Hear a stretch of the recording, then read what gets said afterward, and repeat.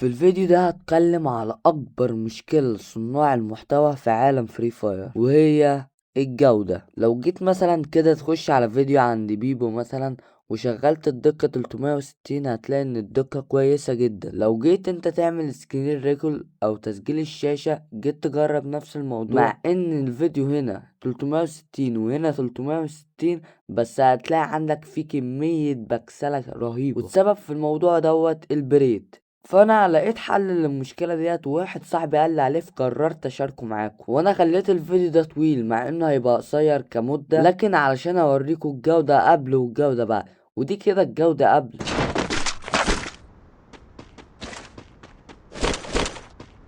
ودي كده الجوده بعد. طبعا انت شايف الفرق يعني. غير كده هو الفرق مش كبير، لكن مش هيبقى فيه بكسله. هيبقى يعني مش عارف افهمها لك ازاي، بس البكسله هتقل جدا. غير كده انت بتسرع اللعبة. يعني لو انت مش همك الكلام ده كله، فتسجيل الشاشة اللي انا هقولك عليه ده بيخلي اللعبة تبقى اسرع. ونبدأ نخش التطبيق، والتطبيق ده اسمه جليب. بعد ما تخش عليه هتلاقي ان في اختيارات لجودات الشاشة وكده.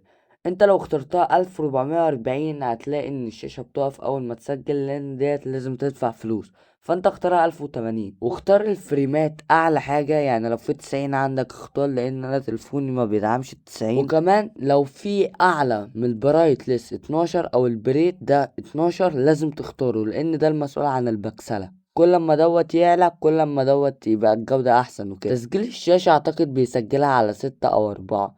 لازم انت تخليها اعلى حاجة. يعني لو عندك مثلا عندك 14 16 اختارهم. ودي الاعدادات اللي انا عاملها جوه اللعبة.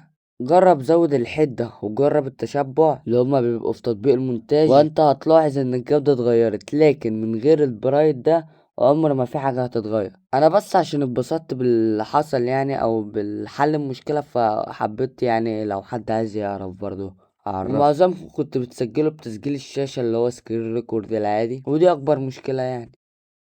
بس كده، سلام.